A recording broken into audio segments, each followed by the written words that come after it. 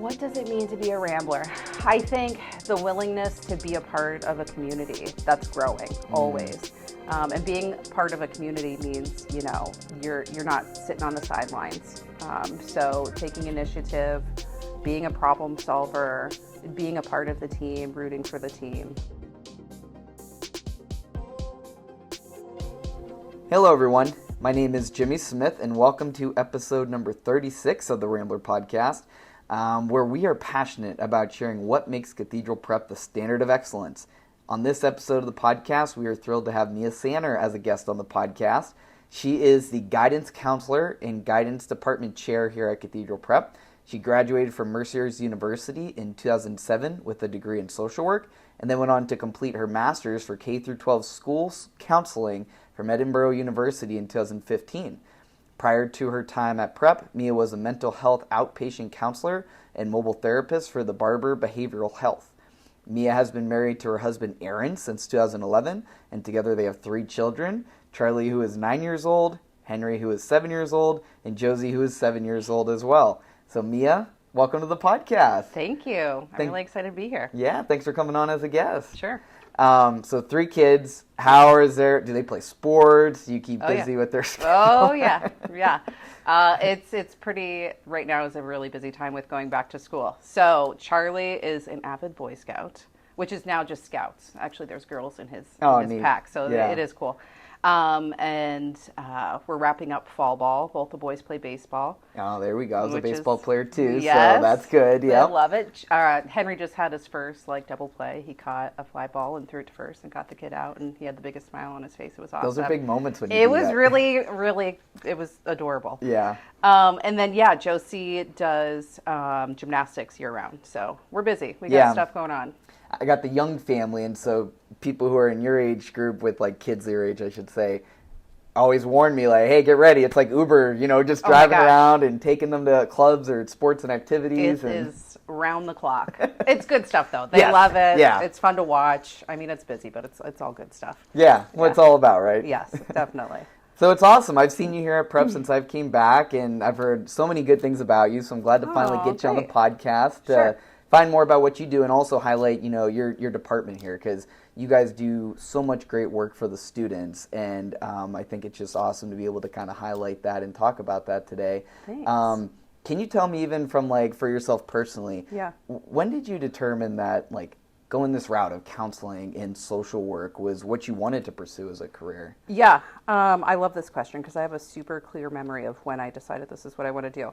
So I went to the other private high school in Erie, PA. I won't say. I went to Mercer's. Yeah. And just like we have here, we had the graduation requirement of doing service hours. So my parents were hardcore, you actually have to do service in the community to get these done. So I volunteered at the Mercy Center for Women, which is still around, and then the House of Healing, which is no longer around. But either way, they were homes for women who were either just released from incarceration or in between housing that they could stay safely with their children. So I volunteered there, and I just did housekeeping and a lot of babysitting. And I loved it. But I remember I was at Value City, of all places, if you remember Value City. I do. And there were a group of kids, and they ran up to me screaming, Miss Mia, giving me hugs. And they were kids from, at that time, House of Healing. Yeah. And they were telling me about their day and it was over summer. They were telling me about summer vacation. And I was just oh my gosh, they recognize me and they want to tell me the good things about their life. And that just felt really, really good. So I knew from then on that I definitely wanted to work with young people in the community. Yeah. And that's amazing to hear, I'm sure it felt so good, those kids, wanting to not just say hi and see you, but tell you all about where they were at in life, the good stuff happening. Yeah. I still get played a part of that. Yeah, I bet. Yeah. I love it. Yeah. Did you find it was challenging, figuring that out early on, that working with kids and doing that type of work was ultimately the career you wanted to pursue as well? Or was it just immediately, as soon as you kind of had those moments, it was this is what I'm called to do? And yeah. I mean, that's a good way to put it. I knew that's what I was called to do. I think streamlining that into what the career would actually look like was not difficult, but time consuming. Like to get to where I am now, I mean, I've had tons of work. And that's kind of what that's what I'm glad you went that way, because that's what I meant with the question was it seems like it could be a very broad career path, but to narrow in on exactly, you working here at Prep in a school, I ultimately being where you're at now, I'm sure that can be tough kind of navigating through this field as well for people who are listening that might be interested in pursuing this. Yeah. Right. So when I got my undergrad in social work, I did some time working for AsiraCare, which is a hospice agency, as a social worker, which was super interesting. But social work in and of itself is so time consuming, and there's like quick burnout. So that just didn't seem like there was longevity there for me. So I went into, I was an emotional support aide in the public schools. I worked in the partial hospitalization for Sarah Reed and their preschool program. I was a TSS in the schools. So I was always in the school. So that's when I was like, okay, this is where I want to be. I just liked the community of being in a school. But in those roles, I was limited kind of in what I could do. So I knew I wanted to be in a school at that point, but I wanted to do more. So that's where school counseling came in. Yeah, very cool. And, when talking about then eventually you led your way to Prep, how'd you first kind of hear about the job? And I think we were talking before we started recording, but you and Will started around the same time or in his position, meeting with the school now to bringing you on. So how'd you first hear about the position? How'd you come to Prep? So kind of funny. My husband, Will, and I are kind of the same age. He's a little older than me. But my husband was like, oh my gosh, did you see who got the VP of Academic and Student Affairs for Prep and Villa? And I was like, no. And he's like, Will Patuch. Remember him from high school? And I was like, no, I have no idea who that is. But my husband knew him from basketball. Got it. So we had the connection there. And at that point, that happened to be the time where I was like, okay, I had not just graduated, but I had been working for Barber, and I just really wanted to be in a school at that point because I was an outpatient. And school counseling jobs are at the time were super hard to come by. I mean, they're kind of jobs that people retire out of. Right. So when he told me that, I just happened to look at the story. There was an article about Will getting the job. So I read through it, read about the consolidation at the time with getting the VP of both schools, which was new.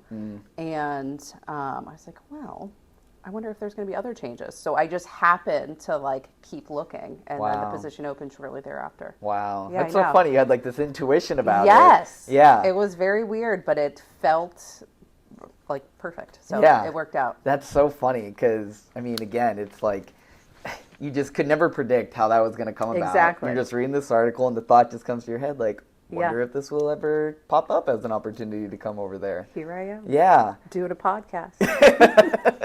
The Rambler podcast. The Rambler podcast, yeah. That's so funny. And like I said, I've heard so many great things about what you've been able to add to the department since coming on and the work you do. And can you talk to us about what is the function of the guidance department? Because I always internally I'll see your emails about the visitors from the different colleges coming in. But you guys do so much more for the students than just that. Can you talk to us about, again, what is the function of the guidance department and what is it that your team does for the students here at Cathedral Prep? Sure. We do a lot. I think, honestly, students, when they first kind of, are exposed to us, they think we're here to do their college applications with them and get them into school. That certainly is a huge part of our job. Right now, we are in the height of the college application season. So our focus is really on seniors during the fall months, for sure. However, we essentially, our job, this is what I was told in my program at Edinburgh from Carol Unseld, I'll never forget it. She said, your job as a school counselor is to make sure students are in the classroom learning. There are so many things that get in between students being in the classroom and learning in terms of barriers. So our job as a school counselor is to not only identify those barriers, but hopefully have some resolve for them and help students get to the point where they can be successful in the classroom. So there's a whole bunch of things that go into that, but social, emotional, anything related to mental health, drug and alcohol concerns, friendships, dealing with the turmoil of a lost friendship, anything related to grief. I mean, it's kind of across the board.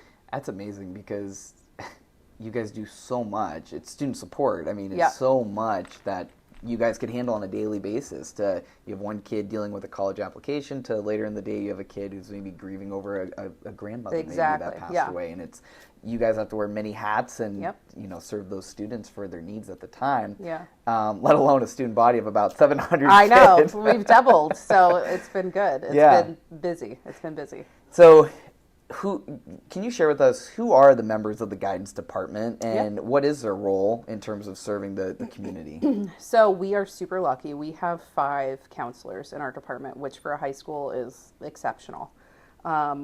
We have Mrs. Ashley Mook, who is our freshman counselor, which I will say I think is super critical that we have a freshman specific counselor, because that transition into high school is huge, especially when we're a private school. So we're getting, kids from the diocese schools and kids from public schools kind of coming into one. She does an exceptional job of navigating that process with the students. So she focuses on freshmen only. Then we have Miss Jean Peterson. She works with students in grades 10 through 12, and we break our caseloads up by last names. So she works with students whose last names begin with A through D. Mrs. Mary Hammer works with 10 through 12 students whose last names begin with E through K. Mr. Colin Sears, 10 through 12, and he works with students with last names L through R, and then I work with students with the last names S through Z. So regardless, we have our caseloads, but we work really well together. So like if a student's counselor is out for a day or whatever, we work really holistically with one another. So the transition then from freshman to sophomore, and then so you'll have a student for 10th, 11th, and 12th grade. Is that correct what I'm hearing? Yes. Well, that's nice because you develop that relationship with them through that time where, it's not like you just have them sophomore year, for example, pass them on to the next person for junior year. I would imagine the kids are a lot more comfortable with you during those years. Building the rapport is huge. So having those 3 years to do that is really great. Yeah. Yeah, I could imagine that would work out well. Well, that's neat to hear. I'm glad to hear that's the process. And having one person focus on freshmen, I'm sure. Yes. She's got a tall task, but she has her hands full. She's a busy lady. Yeah. Well, and speaking of, some of the different things that, your department handles, you mentioned, mental health, and such a big area of focus nowadays, I feel like, compared to just even a decade ago. Sure. I feel like. We're recording this now, but when the podcast is released, we'll be saying earlier this month was Mental Illness Awareness Week. And I was doing some research before I came over here to record the podcast, and I found that, statistics are 1 in 5 U.S. adults experience mental illness each year. 1 in 20 U.S. adults experience serious mental illness each year. 1 in 6 U.S. youth aged 6 through 17-year-olds experience a mental health disorder each year. Those numbers are just, kind of a good wake-up for people to see and realize you don't know what somebody's going through on a daily basis. They might have a smile on their face, but inside they're going through a lot of pain and hurt. It could be anything from a high school kid with a friendship issue that that's the world to them at the time. Or it could be an adult who's struggling financially or whatever it is. There's so many different factors, I'm sure. I was wondering, based on your expertise, if you wouldn't mind sharing with us, what are some of the signs of someone who has a mental illness and things that you would look for? Yeah. There are some signs that we can definitely look for, especially in the school setting, but this is kind of broad, so this can play with adults and children. Yeah. Obviously, any drastic change in behavior. Are they, more outspoken than they usually are? Are they showing risky behaviors? Or are they usually outgoing and now they're withdrawing and isolating? Any of those big observable shifts in behavior are going to be a really big red flag. If they're talking about hurting themselves or talking about hurting other people, even if it's just in what, kids might think is a quote unquote joking manner, we have to take those things seriously. Specific to the school, one of the biggest red flags we see, or two, I should say, are going to be a shift in attendance. So they're missing a lot of school, they're late for school, or they're sleeping during class. And then obviously a drop in academic grades is going to be another red flag. Yeah.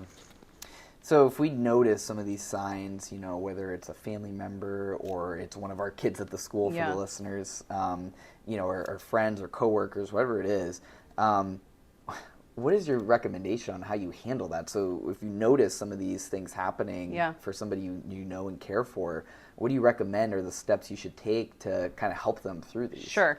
I think, some people have the belief, well, if I talk about it, it's going to make it worse. And that is quite the opposite when it comes to mental health.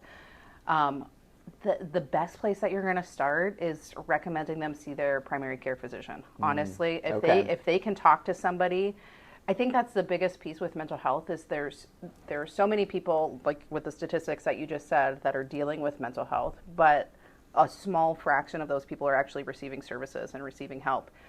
So if you could talk to your primary care physician, that's going to be huge, because then they can, refer you out to the correct resources. Yeah. But just talking about it, if you could just, if you have a friend or a family member or a child where you see any of these red flags, just confront them with validation and with non-judgment, and just letting them know that you're there. Because I think, especially with young people, they have the tendency to think they're the only ones going through anything in a given moment, which isn't true. I mean, it's just not. Right. So letting them know that they're not alone and that you're there for them and that you can support them. I can't even imagine being a kid nowadays with the social media and technology and all the things that are out there today. I mean, I graduated in 2011 and Facebook had just started, but it wasn't what it is today, right? And I can't even imagine being in that age group with all the social pressures that were already there, but now amplified through social media. So I can imagine just being somebody to just take it head on and say, starting that conversation with a kid or a coworker or a friend to say, notice something's a little bit different. Are you okay? Can I help you in any way? What are you going through? Yeah, I think honestly, bringing back to the school, like we have, our faculty is really good with communicating with us as a guidance department. And 9 times out of 10, if they tell us, I've noticed so-and-so is showing these behaviors and it's different for them, when we check in with that student, they're relieved that somebody's asking them about it. Wow. Because a lot of times, behaviors are like cries for help that they just don't know how to say verbally. So, talking goes a long way. Yeah. Just, I think, being seen. Yes, 100%. Knowing that they're not alone in this and that people care for them. For sure. Yeah. And I wanted to give you a chance, just a broad question, but for the listeners on the podcast, if there was one message that you can give us as listeners, to be aware of when it comes to mental health and mental illness, what would that be? Kind of what I just said. I know it sounds cliche, but you're not the only one going through this. And there's we talk about the stigma of mental health, but if you can look at mental health just like you would your quote-unquote physical health, a lot of the symptoms related to mental health illness, if we're talking about depression, anxiety, or things like that, they feel very overwhelming and consuming, but the majority of them are manageable if you get the right services in place.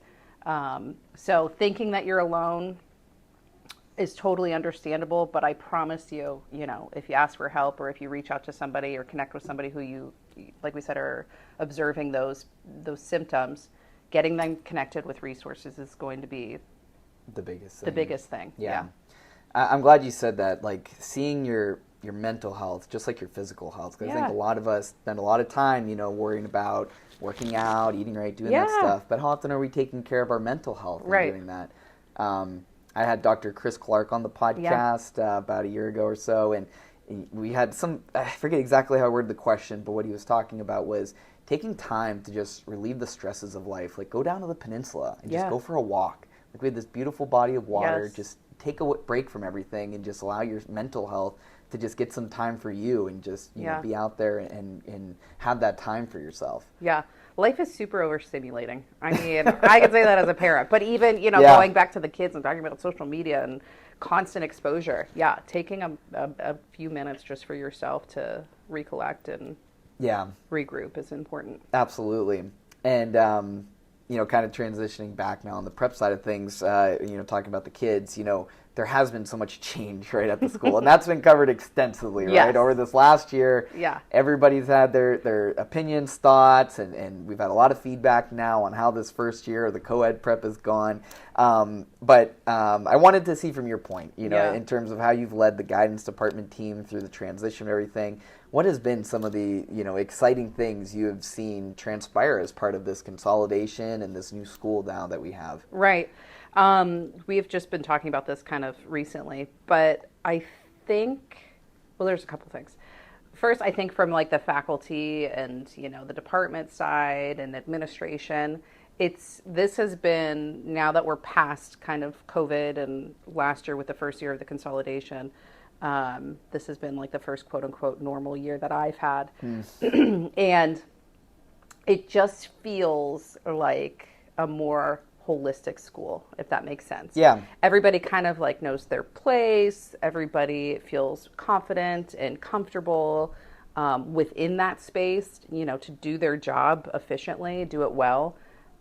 Communication has increased significantly. I mean, going between two campuses was difficult enough. Right. A lot could get lost in translation. So having everybody under one roof, even there were some growing pains there too, but I think essentially we're to a point where we're realizing, hey, this kind of works. Yeah. So it's been good with that. And I will say on the student side, what I've noticed, which I don't know if I'll get flack for this or not, but having the girls here, which I love. I mean, I was with prep prior to the merge. Yeah. But there's a shift in kind of like the competitiveness of the students. I think it just has helped the students overall to kind of like sit up straighter in a sense and focus more diligently on what their priorities are. So I think I'm going to say the girls have had something to do with that. I'll tell you, and I'll say it here for the podcast, you're not the first one who's made a comment about that. Yep. So Yep. I think it's been noticeable that there's been a lot better energy level in the school. Having the girls here has been phenomenal. Yes. And I think just overall, it seems like it's been a great success. I'm It glad is. from your position on the guidance Yes. department side of things, you're seeing that as well. We are. Yeah, totally. Yeah. So many good things happening here at Prep, and it's been a lot of moving pieces, a lot of great support, through our faculty, staff, parents, board members. There's so many moving pieces, but everybody just championed that this is what we're going to do and move forward with it. That's a good word, yeah. Yeah, and it's been the success it has been, and now it's like, let's just keep that momentum going now. Yeah. So I don't want to be redundant with these kind of questions, but asking, for students or parents listening to this podcast, what's one message you would like to leave them about what your team is able to provide them with, able to support them with? I know you've covered a lot already, but I want to give you the chance to kind of speak to those students or parents who are listening to the podcast. I think what's most important is we kind of pride ourselves on being accessible. We just want to be accessible to the students and parents. So calling us, emailing us, setting up appointments. Our job, like I said, is to make sure students are in the classroom learning, and part of that is working as a team with families. Yeah. So we just want to be a part of that team. And we do, just a little plug for some of the services that we do have related to mental health is not only do we have, the guidance department, and I want to say campus ministry is a huge piece to that as well. If students want to utilize that resource, that is always accessible, which being in a private school is just a huge perk for us.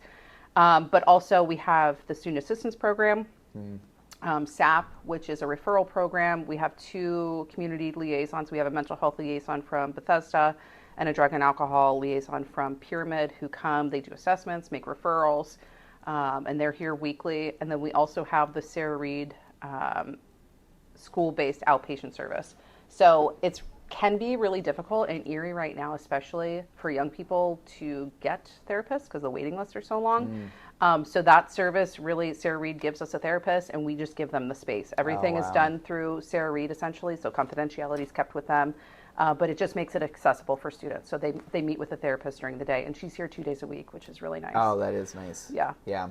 Well, it's great to hear the programs that are available. And what I've heard, the biggest thing through what we've been talking through the podcast, through your last answer, is accessibility. Yes.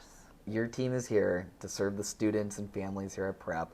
take advantage of that in a sense, right? 100%. Like, Yep. call you, email you, just students, parents, come and if they need support in one way or another, you guys will figure out what you can do to help. 100%. Yeah. What I say during all the parent meetings, we have parent sessions in the beginning of each school year. And I just want parents to know, especially, if you are thinking of a question, no question's a bad question. I know everybody says that, but I guarantee, there's 4 other people who are thinking that same question, and Right. it helps us learn. So do not hesitate to reach out to guidance. Yeah. Yeah. Awesome. Well, thanks so much for the time. I have one last question for you. Sure. All right. It's a surprise one. I didn't prep you with this one, but Okay. it's one that I'm asking all the faculty and staff members, their last question on the podcast. So Okay. It's a fun one. It's you've been here a few years now, so you can attest this, but the question is, what does it mean to be a Rambler? So to you, in that question, Ooh. what does it mean to be a Rambler? What does it mean to be a Rambler? I think the willingness to be a part of a community that's growing always. And being part of a community means, you're not sitting on the sidelines.